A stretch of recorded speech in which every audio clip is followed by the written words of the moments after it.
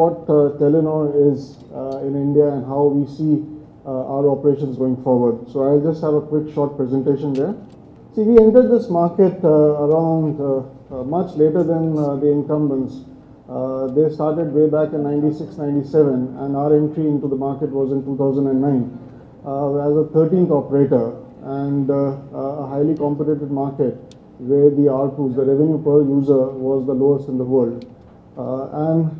We came in as a challenger in the market, and we basically focused on what we call our three-pillar strategy. And one of the most important elements of that three-pillar strategy was to provide basic services to the mass market.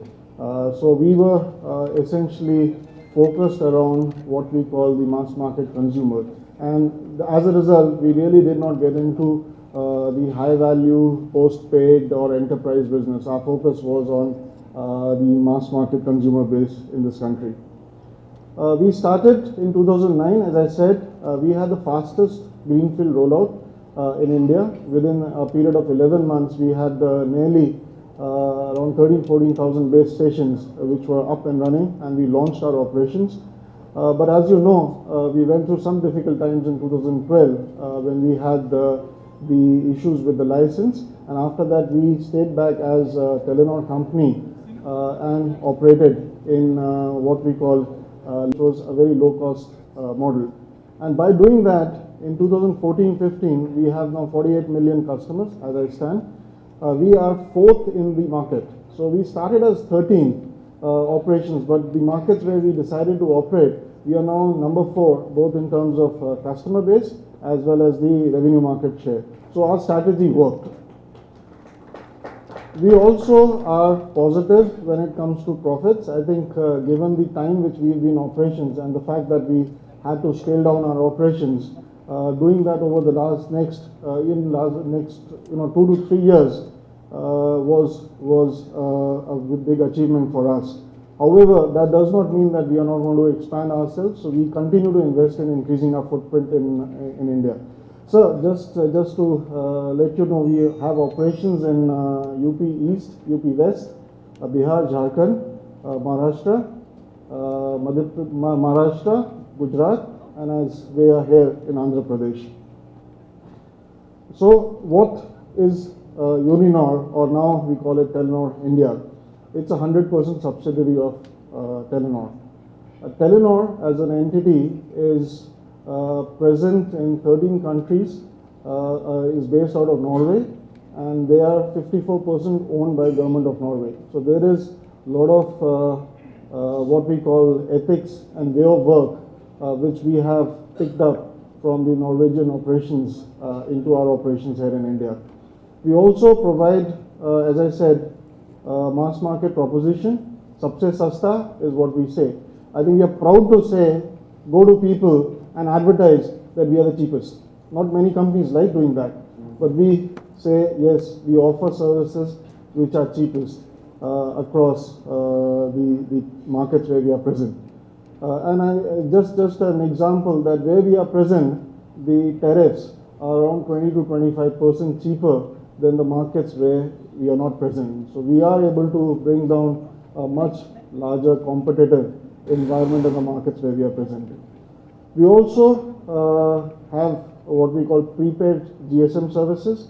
So we don't have postpaid, but we have cover by population 50% of the country. So these 6 states or 7 states as such where we operate is actually 50% of the country's population. So it's not something where we are small in terms of the footprint which we cover, but it is nearly 50% of the market. We are, as I said, 48 million customers, and we would be shortly launching Assam operations. So what has worked for us?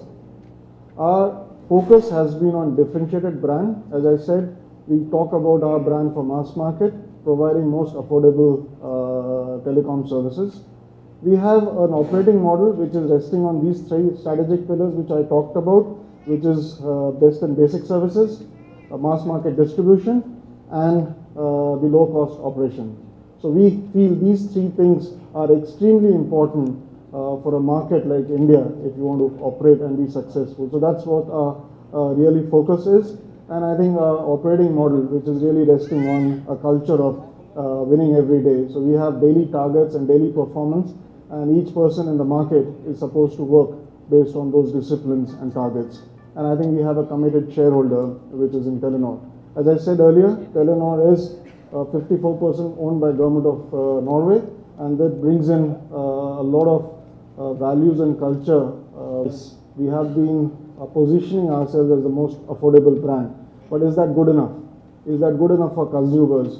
Because they are now seeking much more than just price. So we are saying we have to build value beyond price. And that's what our focus is. And one of the things which we are standing here today and talking about is one of those examples of where we can bring more value to our consumers. And value for us is being, we understand every person here is hard-earned money.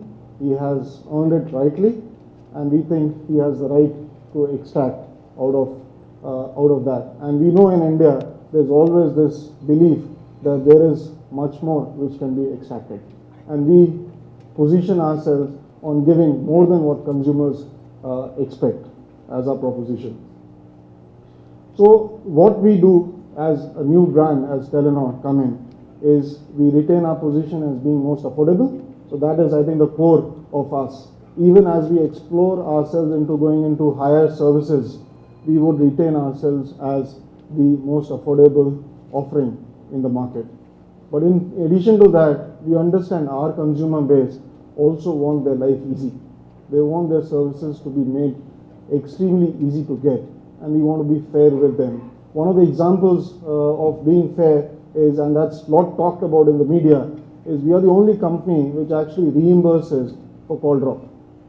If there is a call which gets dropped, we give 1 minute of free call, because we believe there is a responsibility to some extent we carry for a consumer's loss of call, and he pays for that. So it is our obligation to give a reimbursement to him. In addition to that, we are trying to be extremely customer centric. We believe in self-service. We provide utilities, tools where customer can actually use their services by just simple self-help menu. And we have every day around 4 lakh customers on a daily basis who access the self-help, very simple menu to get their services done. And we also have simple IVR, single IVR, which is helping them use. Because we believe that more and more consumers would like to have control of their services in their own hand instead of going to the shop or going to a call center and seeking help.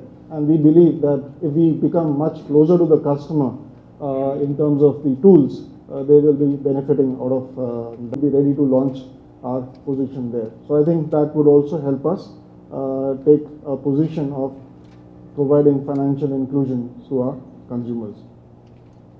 I think the whole justification or discussion on this insurance was believing that the world is going to be more digital, so it has to have something which can be opted in the most easy and convenient way, because the consumers we are talking about, they are not the most literate set of consumers. They have to have an easy way of accessing. So we have product which can be accessed through different channels with a very simple method. And I talked about the reason why we are doing that is also about able to have financial inclusion and use extensively mobile technology, which we excel in, to provide insurance to the mass market at the most affordable prices. So I think that's the purpose for which we are here today, and talk about what is the new value which we want to bring to our consumers as we change our brand to being Telenor. So I think this was a statement which we picked up. I think this really talked about what we believe in, and I think this is basic saying. People should not be referred as consumers, because they should be referred as human beings. And I think we care and value its partnership and every individual, and today our new product offering emphasizes on the same. We exist to be fair, transparent, and caring, apart from providing value for our offerings at all times. Thank you very much, and now I would